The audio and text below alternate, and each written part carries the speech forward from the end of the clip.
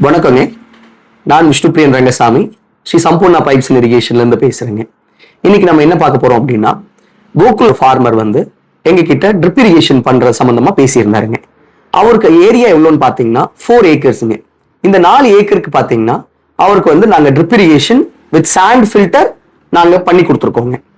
அவர் ஒரு software engineer அப்படிங்கிறதுனால அவரால் மேனுவலா இரிகேட் பண்ண முடியலீங்க. கவர்மெண்ட் சப்சிடியில அவருக்கு ட்ரிப் இரிகேஷன் நாங்க பண்ணி கொடுத்துருக்கோங்க. வணக்கம், என் பேர் கோகுல் பிரசாத். இங்கே நான் பவானி வட்டம் திருசம்பாளையம் கிராமத்தில் வேப்பங்காட்டுப்புதூரில் இருக்கிறேன். இதுக்கு முன்னாடி நாங்கள் லேண்டு எங்கள் தாத்தா காலத்திலே வாங்கினது. ஸோ அப்போலேருந்தே ட்ரிப் இரிகேஷன் எல்லாம் எதுவுமே இல்லை. தண்ணி கட்டுறது அப்பா தான் பாய்ச்சிட்டு இருந்தாங்க. அப்பாவுக்கு 64 இயர்ஸ் வயசாயிருச்சு. ஸோ அதனால் எங்கள் ஃபீல்டில் ட்ரிப் இரிகேஷன் இன்கார்பரேட் பண்ணலாம் அப்படின்னு சொல்லிட்டு ஒரு பிளான் பண்ணியிருந்தோம்.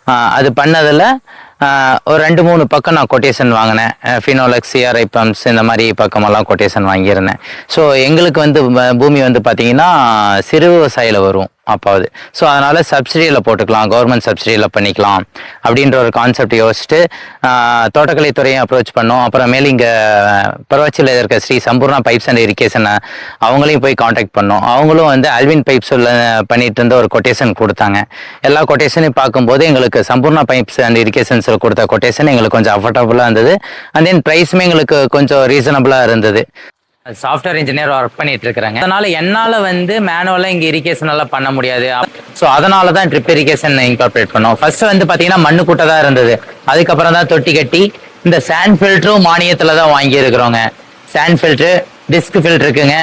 டிஸ்க் ஃபில்ட்ரு இங்கே 2 வால்வு, 2 தோட்டம் இருக்குது. அந்த ஒரு தோட்டம் இருக்குது, இங்கே ஒரு தோட்டம் இருக்கிறதுனால 2க்கும் தனித்தனி செப்பரேட் வால், மெயின் வால் மாதிரி கொடுத்துருக்கோம். இதுக்கு அடுத்தது இதுலயும் ஏதோ in case of emergency valve தெரியாம க்ளோஸ் பண்ணிடுறாங்க அப்படின்னா அதுக்கும் நாங்க பிஆர்வி இன்கார்பரேட் பண்ணி வச்சிருக்கிறோம். பிஆர்வி நிறைய வெரைட்டி இருக்கு, அலுமினியம் அண்ட் தென் நிறைய வெரைட்டி இருக்கு. அதுல பாத்தீங்கன்னா நாங்க ஹைட்ராலிக்ல போட்டிருக்கிறோம். ஹைட்ராலிக்ல போடுறதுனால எந்த அலுமினியத்தோடவே இது ரொம்ப பெஸ்டா இருக்கும். இப்ப ஆக்சுவலா இது வெஞ்சுரி இதுல தான் நம்ம உரம் விடுறது எல்லாமே பண்றோங்க. இப்ப பிஆர்வி இல்லாம நான் விட்டோம் அப்படின்னா எனக்கு பாத்தீங்கன்னா இது நான் 25-30 வரைக்குமே நான் இப்போ கொண்டு போறேன். 30% வரைக்குமே க்ளோஸ் பண்ணி உப்புடுறோம். அதுவே நம்ம பிஆர்வி இல்லாம விடுறோம் அப்படின்னா நம்ம க்ளோஸ் பண்ணும்போது தண்ணி இதுல எனக்கு ஃபுல்லா பிஆர்வியில் ரிலீஸ் ஆகும். ஆனா அது இல்லாம நம்ம இது போட்டு இன்கார்பரேட் பண்ணி வச்சிருந்தோம்னா பைப் ஏதோ ஒரு பக்கம் டேமேஜ் ஆகுதுன்னா அது உடைக்கிறது கூட பாசிபிலிட்டிஸ் இருக்கு. இப்போ பாத்தீங்கன்னா ட்ரிப் இரிகேஷன் இன்ஸ்டால் பண்ணி எல்லாமே இன்கார்பரேட் பண்ணதுக்கு அப்புறம் பாத்தீங்கன்னா எங்களுக்கு இதுக்கு முன்னாடி ட்ரிப் போடுறதுக்கு முன்னாடி டெய்லியும் தண்ணி பாய்ச்சணும். மார்னிங் அண்ட் ஈவினிங் 2 நேரம் தண்ணி பாய்ச்ச வேண்டியது இருக்கும். ரெகுலரா எங்களுக்கு ஒரு ஆள் அதுக்கே வேலை செஞ்சுட்டே இருக்கிற மாதிரி இருக்கும். பட் அந்த லேபர் காஸ்டே நீங்க ஆனுவலி கணக்கு பண்ணி பாத்தீங்கன்னா அதே அரௌண்ட் 2 lakhs கிட்ட வந்துடும்.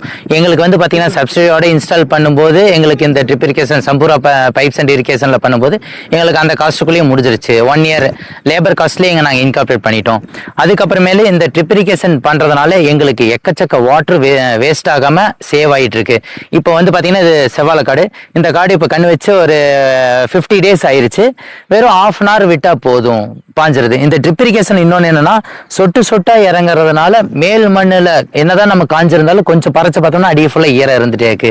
இது மட்டும் இல்லாம ட்ரிப் இரிகேஷன் பண்ணாம இருந்ததுன்னா இந்த மாதிரி இன்டர்கிராப் ஊடு பயிரெல்லாம் பண்றது எனக்கு ரொம்ப சிரமம். இப்போ அதெல்லாமே என்னால் ஈஸியா பண்ணிக்க முடியுது.